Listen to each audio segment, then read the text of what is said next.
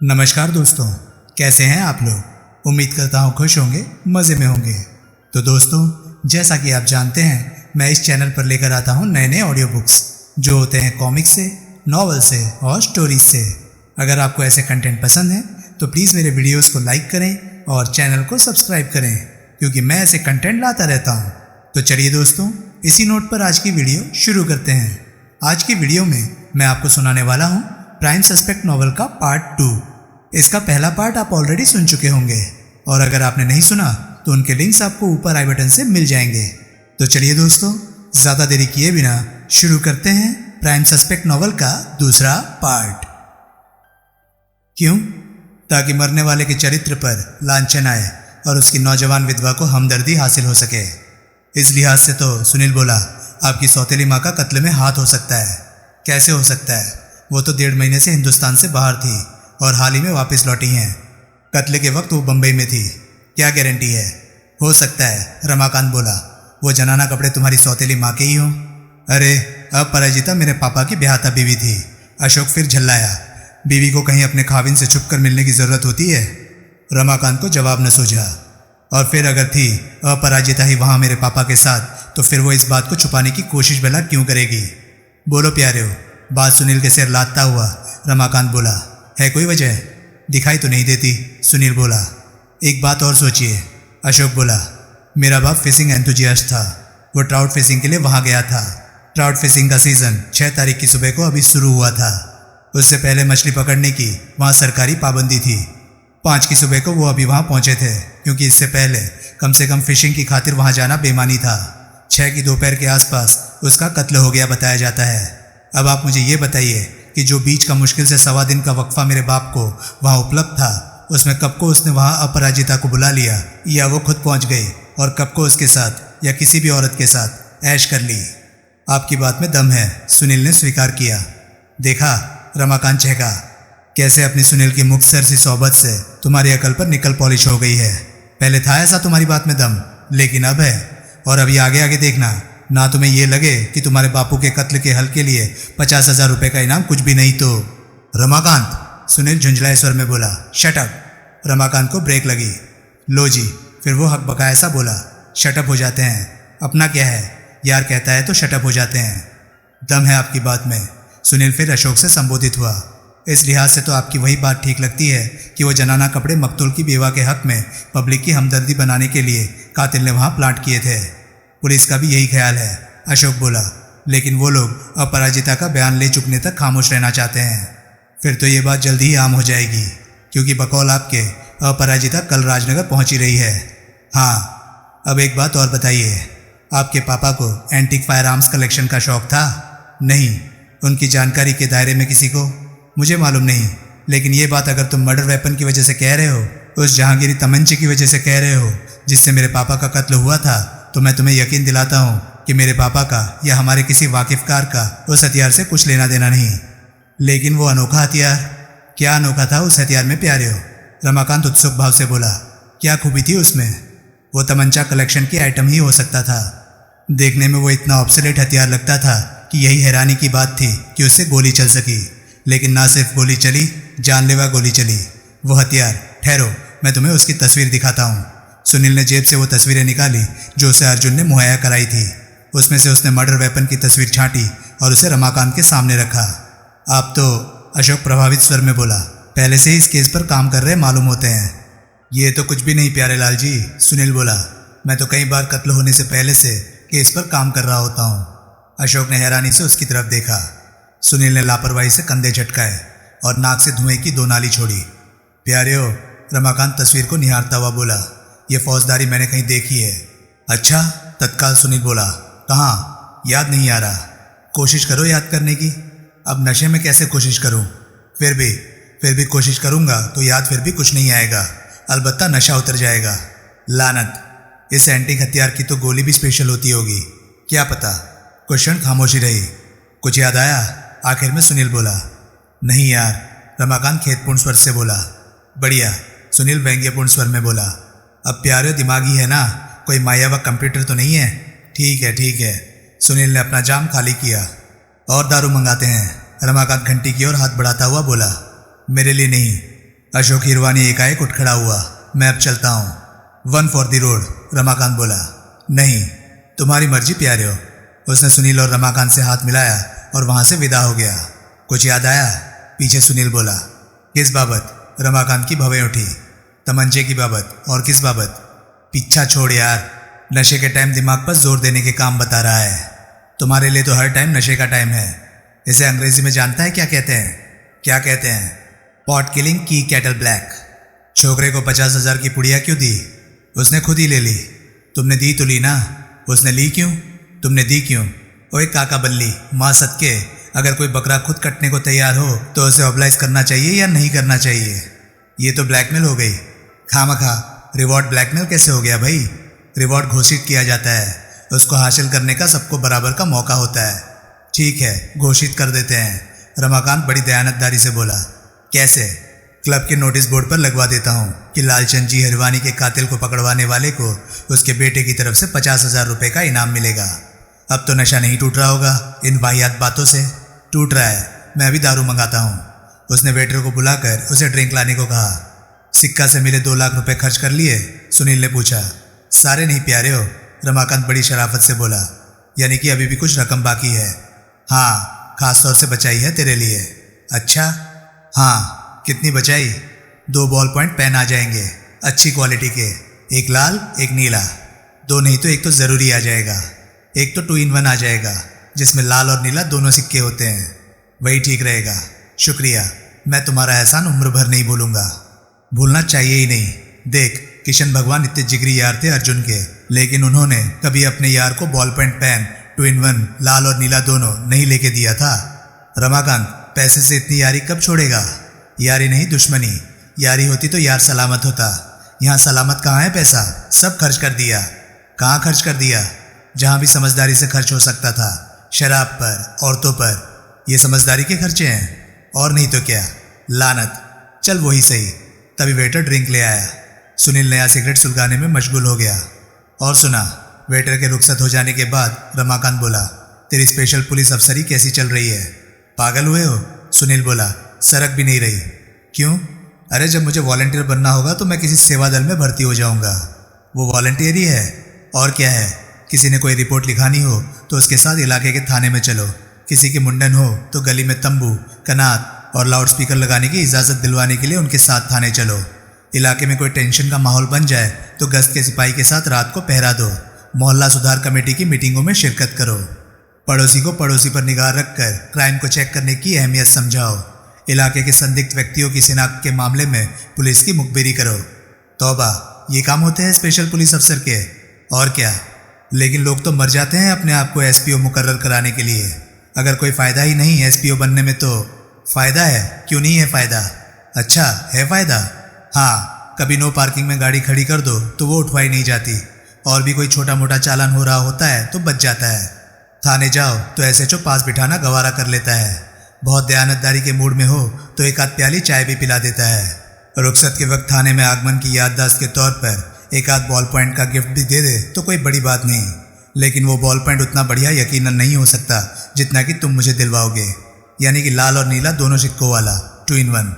जब इंस्पेक्टर प्रभुदयाल तुझे police commissioner का इंटीमेशन लेटर दे रहा था तब तुझे मालूम नहीं था कि स्पेशल पुलिस ऑफिसर क्या भला होता था? मालूम था तो तूने तब क्यों नहीं कहा था कि तू एसपीओ जैसी कोई ऑनररी रुतबा हासिल करने का ख्वाहिशमंद नहीं था? तब ऐसा कहना मुनासिब नहीं होता। वो तो मुझे कानून के चैलेंज पर खरा उतरने का इनाम दे रहा था, प्रशस्ति पत्र दे रहा था। तब उस इंटीमेशन लेटर को ना कबूल करना बदतमीजी होती। अब तूने उसे खबर कर दी कि तू एसपीओ नहीं बनना चाहता? नहीं की, ज़रूरत भी नहीं। क्यों? ज़रूरत क्यों नहीं? हर 3 महीने बाद एसपीओ की परफॉर्मेंस की रिपोर्ट रिव्यू के लिए संबंधित इलाके के थाने के एसपीओ के पास जाती है। मेरी ऐसी कोई रिपोर्ट जब नहीं पहुंचेगी तो पहली तिमाही के बाद नहीं तो दूसरी तिमाही के बाद मुझे इस ऑनररी पोस्ट के लिए अयोग्य करार दे दिया जाएगा और फिर छुट्टी। ओह, लेकिन प्रभुदयाल क्या कहेगा? वो क्या कहेगा? कुछ भी नहीं कहेगा।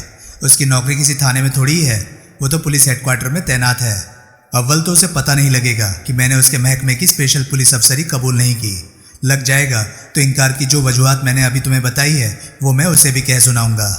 तौबा, और मैं समझ रहा था कि तेरे एसपीओ बनने के बाद प्रभुदयाल से ऐसी यारी हो जाएगी कि आइंदा दिनों में प्रभुदयाल को तू अपने ही पाले का आदमी लगने लगेगा। नामुमकिन। मेरे काम करने के तरीके से इंस्पेक्टर प्रभुदयाल को कभी इत्तेफाक नहीं हो सकता। मैं एसपीओ बनना कबूल कर भी लूँ तो भी वो हमेशा कानून से खिलवाड़ करने को आमादा, हर किसी के फट्टे में टांग अड़ाने को तैयार खुराफाती आदमी के अलावा और किसी सूरत में मेरा तस्वुर करने को तैयार नहीं हो सकता। फिर तो गड़बड़ है तो हो। कौन सी नई बात है ये मेरे लिए? काका बल्ली, मेरे पास एक मंत्र है तेरे लिए। क्या है? मंत्र जिसका वक्त ज़रूरत जाप करने से वो प्रभुदयाल नाम का टेढ़ा पुलिस इंस्पेक्टर तेरे से सीधा रह सकता है। मैं जंतर मंतर में विश्वास नहीं करता, अब करने लगेगा। लेकिन अरे एक बार मेरे साथ भज के तो देख। क्या भजूं? जो मैं बोलूं वो बोल। बोल, जल तू जलाल तू। क्या? अरे बोल तो। रमाकांत, ये बकवास। ओए माँ सदके, ओए सिद्ध मंत्र है, इसे बकवास नहीं कहते। बोल। क्या बोलूं? जल तू जलाल तू, जल तू जलाल तू। आई बला को टाल तू, आई बला को टाल तू। रेशमी रुमाल तू, रेशमी रुमाल तू। अरबी रियाल तू, अरबी रियाल तू। कुदरती कमाल तू, कुदरती कमाल तू। ओखे वेले नाल तू, ओखे वेले नाल तू। प्रभुदयाल तू, लानत। अब इकट्ठा बोल। जल तू जलाल तू, आई बला को टाल तू, रेशमी रुमाल तू, अरबी रियाल तू, कुदरती कमाल तू, ओखे वेले नाल तू, प्रभुदयाल तू। बोल। लगता है मुझे नशा हो गया है, तभी तो मैं पहले तुम्हारी ये बकवास दोहराने के लिए तैयार हो गया। वीर मेरे, ये बकवास नहीं, सिद्ध मंत्र है, तुझे इसकी ज़रूरत है। और ओह शट अप। क्या बात है भाई, आज शट अप बहुत करा रहा है यार को। अब छोड़ो भी ये किस्सा। चल तू कहता है तो छोड़ दिया, तू भी क्या याद करेगा। वैसे मंत्र है वो पूरे 1.25 लाख रुपए का। सुनील ने असहाय भाव से गर्दन हिलाई। अच्छा छोड़ दिया। बोल, क्या कहता है? आजकल सुबह कितने बजे उठते हो? पहले की तरह 3 बजे? नहीं, आजकल तो जल्दी उठ जाता हूँ। That's good news. आजकल किस वक्त उठते हो? 2 बजे। बड़ी हद 2:15 बजे। ये जल्दी है? प्यार हो, 3 से तो जल्दी ही है। धीरे धीरे ही सुधरता है ना आदमी। कल सवेरे जल्दी उठ के दिखाना। क्यों, क्या काम है? तुम्हें मेरे साथ झेरी चलना है। क्या करने? उस रकम का हकदार बन के दिखाने जिसकी उस छोकरे को थूक लगाने के लिए तुम कमर कसे हुए हो। लेकिन उसके लिए सुबह सवेरे जाने की क्या ज़रूरत है? सुबह सवेरे नहीं, 8 बजे चलेंगे। ओए काका बल्ली, 8 बजे सुबह सवेरा ही होता है, बल्कि घोर सुबह सवेरा होता है। रमाकांत, नोट करके रख लो। कल सुबह 8 बजे तुमने मेरे साथ अपनी कार पर झेरी और फिर उससे आगे सुंदरबन चलना है। ओहो, कार की बात है? कार तो खुशी से ले जा, 2 ले जा। गुल्ली की दी से कहने कित दे। तो तुम नहीं चलोगे? अरे कहा ना इतनी सवेरे। ठीक है, फिर मैं भी नहीं जाता। यानी कि? रमाकांत आशापूर्ण स्वर में बोला। केस घर बैठे हल कर लेगा? मैं कोशिश भी नहीं करूँगा। अरे तेरी नौकरी का सवाल है। मैं चीफ रिपोर्टर होता हूँ ब्लास्ट का, कोई ट्रेनी जर्नलिस्ट नहीं। फुटवर्क करना मेरे लिए ज़रूरी नहीं। तू तो अपने आप को बड़ा कमिटेड जर्नलिस्ट कहता है। अब नहीं कहता। तो ये तेवर है मेरे लाल के। हाँ, अच्छा प्यारे हो, तुम्हारी मर्जी सही। चलते हैं कल सुबह झेरी। वो सुबह जो सुबह होती है, सुनील चेतावनी पूर्ण स्वर में बोला। वो सुबह नहीं जिसे तुम सुबह कहते हो। ओए पीछा छोड़ अब, हामी भर तो दी, तो अब पसर ही गया। मैं कल सुबह 8 बजे। सुनील ने अपना ग्लास खाली किया और उठ खड़ा हुआ। बैंक स्ट्रीट के मोड़ पर तैयार खड़ा मिलूंगा तुम्हें। वो तो ठीक है, लेकिन अभी जाता कहाँ है? घर, सोने, ताकि कल सुबह टाइम पर उठ सकूं। अरे कोई खाना वाना तो खा जा। तुम्हारे साथ नहीं खा सकता। तुम्हारा खाना पता नहीं 2 बजे होगा कि 2:30 बजे। ठीक है, दफाओ। सुनील वहां से रुखसत हो गया। अगली सुबह ठीक 8 बजे बैंक स्ट्रीट के मोड़ पर सुनील के सामने रमाकांत की शानदार इम्पाला कार आकर रुकी। कार की ड्राइविंग सीट पर रमाकांत की जगह जौहरी को बैठा पाकर सुनील को कोई खास हैरानी ना हुई। सुनील कार में सवार हो गया। कार तत्काल आगे बढ़ी। तो रमाकांत नहीं जागा सवेरे? सुनील बोला। उनकी तो जौहरी तनिक मुस्कुराता हुआ बोला। कोई मर्जी भी नहीं थी सुबह जागने की। उन्होंने तो मुझे रात को ही कह दिया था कि मैं सुबह 8 बजे इम्पाला लेकर बैंक स्ट्रीट पहुंच जाऊं। ओह, झेरी तक सफ़र खामोशी से कटा। आगे सुनील बोला। सुंदरबन के नाम से जाने जाने वाले इलाके का रास्ता आता है। जौहरी ने सहमति में सिर हिलाया। उधर ही चलो।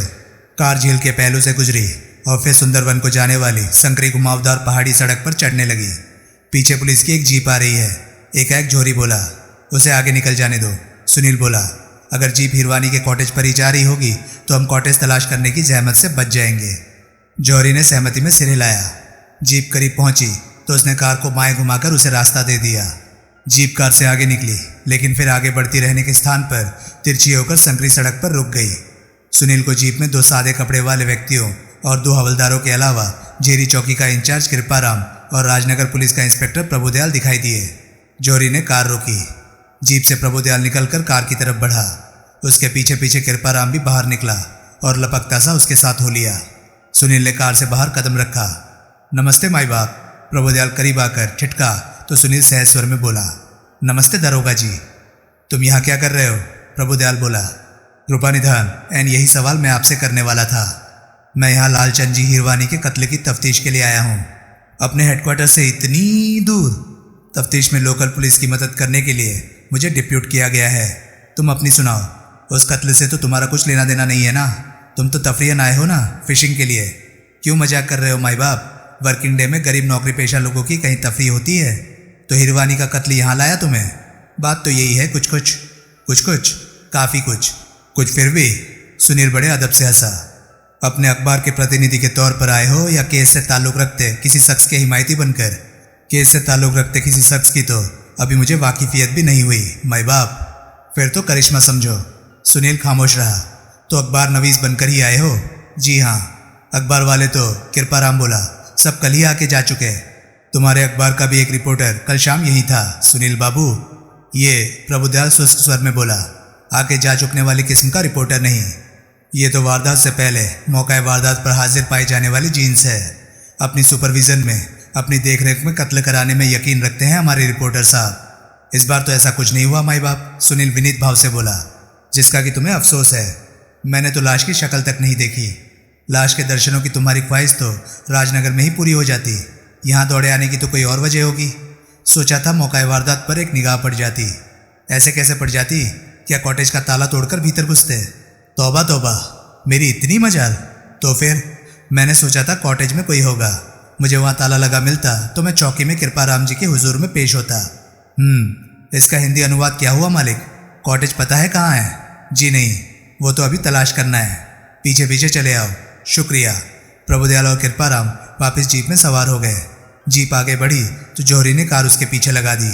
सुनील ने एक सिगरेट सुलगा लिया और उसके कश लगाता आसपास के मनोरम दृश्यों का आनंद लेता रहा।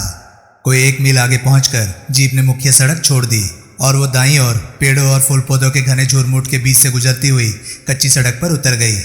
वो सड़क कोई 2 फरलांग आगे एक छोटे से मैदान में जाकर खत्म हुई। उस मैदान में एक छोटा सा कॉटेज था। कॉटेज की स्थिति ऐसी थी कि मेन रोड से तो वो देखा जा ही नहीं सकता था। कच्ची सड़क से भी वो तभी दिखाई देता था जबकि एक तीखा मोड़ काट कर वो एकाएक मैदान से आ जुड़ती थी। सब लोग जीप से उतरे। सुनील भी कार से बाहर निकल आया। जौहरी कार की ड्राइविंग सीट पर ही बैठा रहा। एक आदमी ने आगे बढ़कर कॉटेज का दरवाज़ा खोला। सुनील ने देखा दरवाजे में उस प्रकार का ताला फिट था जो खुलता चाबी से था लेकिन बंद अपने आप होता था, यानी कि पल्ले के चौखट से जुड़ते ही ताला लग जाता था। ये ताला, सुनील बोला, बंद मिला था। प्रभुदयाल ने कृपाराम की ओर देखा। हाँ, कृपाराम बोला, इसकी चाबी क्योंकि उपलब्ध नहीं थी इसलिए झेरी से मिस्त्री बुलाकर चाबी बनवाई गई थी। उसी चाबी से अब ताला खोला गया है। असली चाबी कहाँ गई? कहीं नहीं गई, भीतर मेज पर पड़ी है। आई सी। सब खुले दरवाजे के करीब पहुंचे। सुनील भी प्रभुदयाल के पीछे वहां पहुंचा और उसने उचक कर भीतर झांका। सब कुछ वैसे का वैसा ही है, कृपाराम कह रहा था। कोई चीज़ नहीं छेड़ी गई है, बस सिर्फ लाश हटाई गई है क्योंकि उसे पोस्टमार्टम के लिए भेजा जाना था, और मछलियाँ हटाई गई है क्योंकि वो सड़ रही थी और सड़ान से यहाँ सांस लेना दुभर हो रहा था। प्रभुदयाल ने सहमति में सिर हिलाया।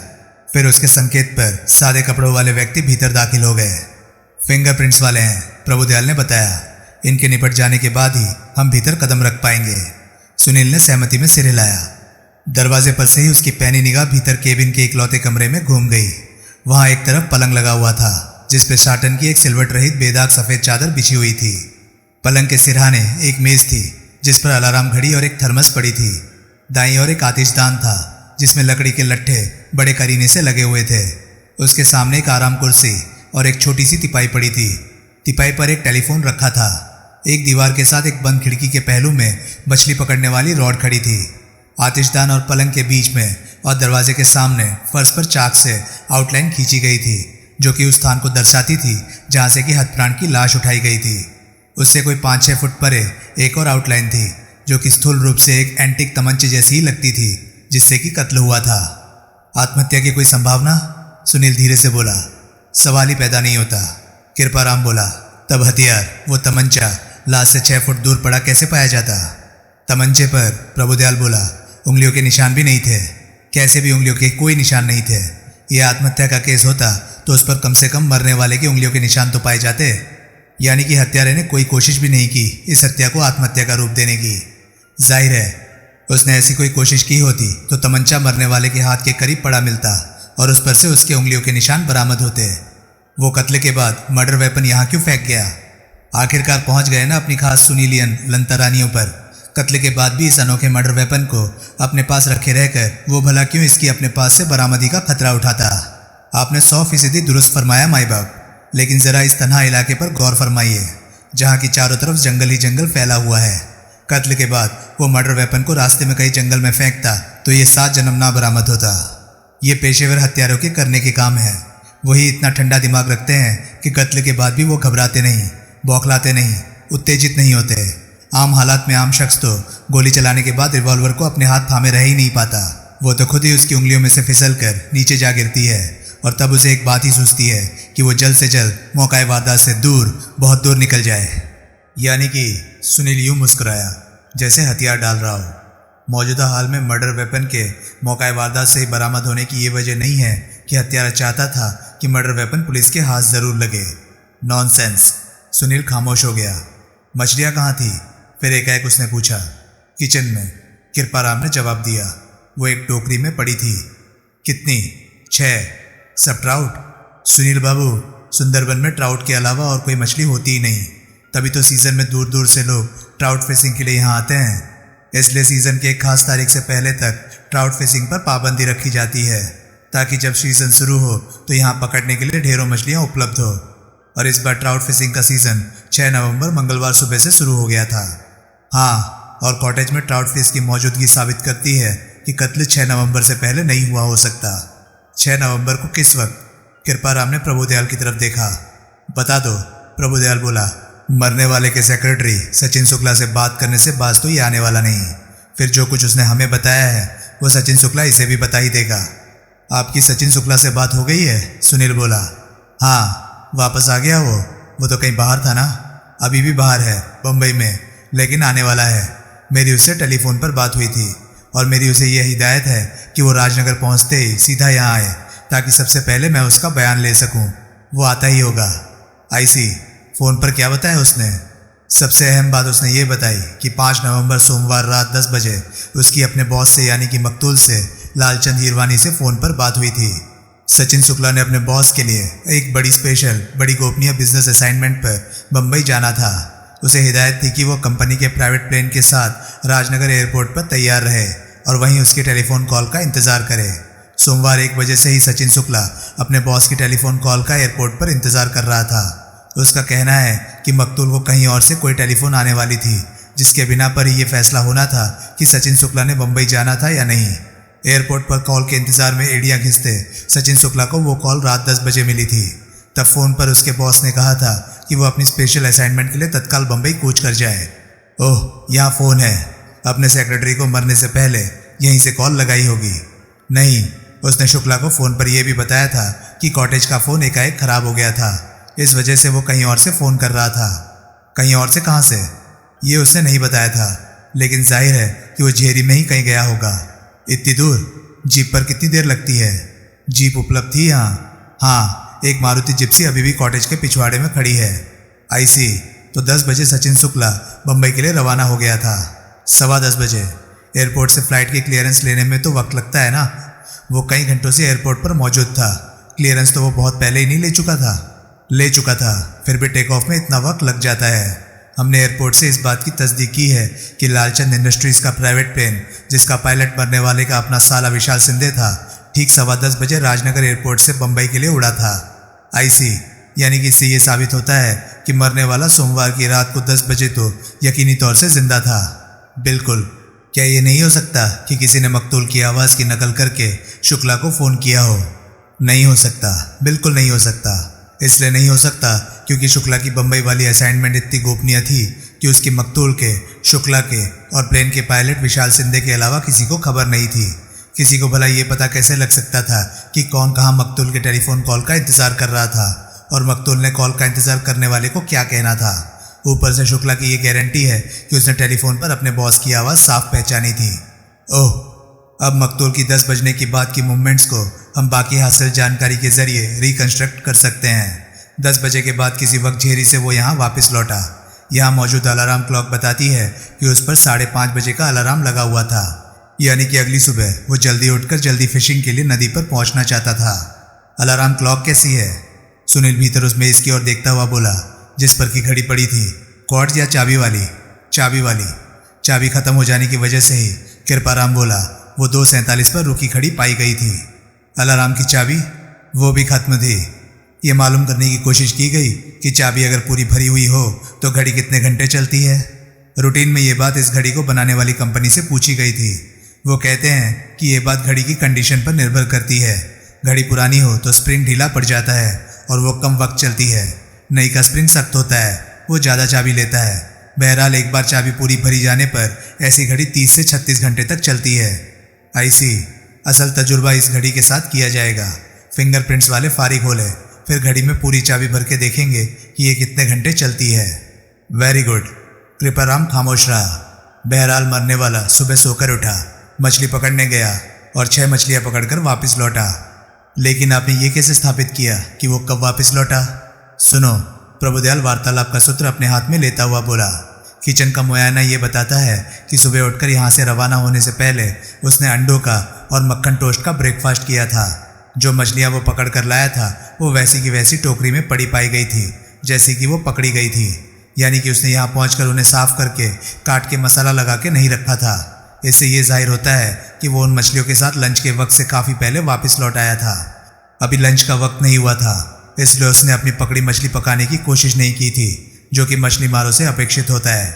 अगर तमाम मछलियों में से एक आध मछली भी उसने पकाकर खाई होती तो किचन में इस बात का सबूत मिलता, जैसे किचन में ही मौजूद कचरे के डिब्बे में मछली से उतारी खाल या खाई गई मछली के कोई कांटे वगैरह पड़े मिलते।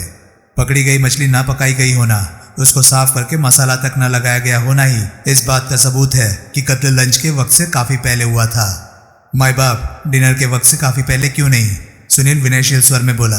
क्या पता वो मछलियाँ पकड़ने में उसे सारा दिन लग गया हो और वो उन मछलियों के साथ शाम को यहाँ वापस लौटा हो। अच्छा हुआ तुमने मुझे ये बात सुझा दी, वरना मुझे थोड़ी ही सूझनी थी इतनी बारीक बात। सॉरी, एक दूसरे तरीके से पता लगता है कि उसे लौटने में शाम नहीं हुई थी। वो कौन सा हुआ? जब लाश बरामद हुई थी तो उसके जिस्म पर गर्म पतलून और एक गर्म पुलोवर पाया गया था। उसकी गर्म टोपी, मफलर और चमड़े का ओवरकोट वो उधर खूंटी पर टंगे हुए हैं। सुनील ने सहमति में सिर हिलाया। अब आजकल के दिनों में यहाँ के मौसम की बारीकियाँ तुम्हें कृपाराम जी बताते हैं, क्योंकि वो बात मुझे भी इन्होंने ही बताई थी। सुनील ने कृपाराम की तरफ देखा। कृपाराम बड़ी शान से मुस्कुराया और फिर बोला, यहाँ का आजकल का मौसम ऐसा है कि अगर धूप चढ़ी हो तो मौसम गर्म होने लगता है। यहाँ इस कॉटेज पर सीधी धूप सुबह 10 बजे तक पहुँचती है और फिर मौसम पर ठंडक हावी होने लगती है। रातें अलबत्ता खूब ठंडी होती हैं। सुनील बाबू, कत्ल अगर सुबह 10-11 बजे से पहले या शाम 4 बजे के बाद हुआ होता तो मकतूल के जिस्म पर उसकी टोपी, मफलर और ओवरकोट भी पाए गए होते। तब आतिशदान में भी आग जला ली गई होती, जबकि आतिशदान से साफ जाहिर हो रहा है कि मकतूल ने यहाँ आग नहीं जलाई थी। इसलिए नहीं जलाई थी क्योंकि आग जलाने लायक ठंडक अभी यहाँ पर नहीं हुई थी। आई सी। लंच के टाइम के आसपास सूरज क्योंकि ऐन आसमान पर होता है, इसलिए तब यहाँ इतनी गर्मी हो जाती है कि पुलोवर पहनना भी मुहाल होता है। आतिशदान में आग न जली होने से, उसके पुलोवर पहने होने से और उसके द्वारा लंच की कोई तैयारी ना की गई होने से जो सामूहिक नतीजा हमने निकाला है वो ये है कि कत्ल मंगलवार 6 तारीख सुबह 11 बजे के करीब हुआ था। क्या पता उस रोज़ सूरज ना निकला हो और मौसम वैसा गर्म ना रहा हो जैसा कि आपकी थ्योरी में फिट होता है। हम वेदर ब्यूरो से, प्रभुदयाल शुष्क स्वर में बोला, उस रोज के मौसम की तस्दीक कर चुके हैं। उस रोज मौसम वैसा ही था जैसा कि कृपाराम जी ने बयान किया। ओह, तभी फिंगरप्रिंट विशेषज्ञ बाहर निकल आए। हो गया? प्रभुदयाल ने पूछा। एक जन ने सहमति में सिर हिलाया। गुड, अब जरा धूप सेको। फिर प्रभुदयाल और कृपाराम भीतर दाखिल हुए। सुनील भी उनके पीछे हो लिया। कमरे में जो कुछ देखने लायक था वो सुनील प्रवेश द्वार से ही देख चुका था, इसलिए उसने किचन, बाथरूम और स्टोर की ओर विशेष तवज्जो दी। किचन में जूठे बर्तन ज्यों के त्यों पड़े थे। स्टोर में हथप्राण के तकरीबन घुटनों तक आने वाले धूल मिट्टी से आच्छादित बूट पड़े थे। तभी दरवाजे पर दस्तक पड़ी। सुनील तत्काल कमरे में वापस लौटा। उसने देखा कॉटेज का खुले दरवाजे की चौखट पर एक कोई 35 साल का सूट बूटधारी नौजवान ठिठका खड़ा था।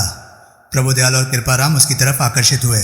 सचिन शुक्ला, वो बोला, हिरवानी साहब का सेक्रेटरी। आइए आइए, प्रभुदयाल बोला।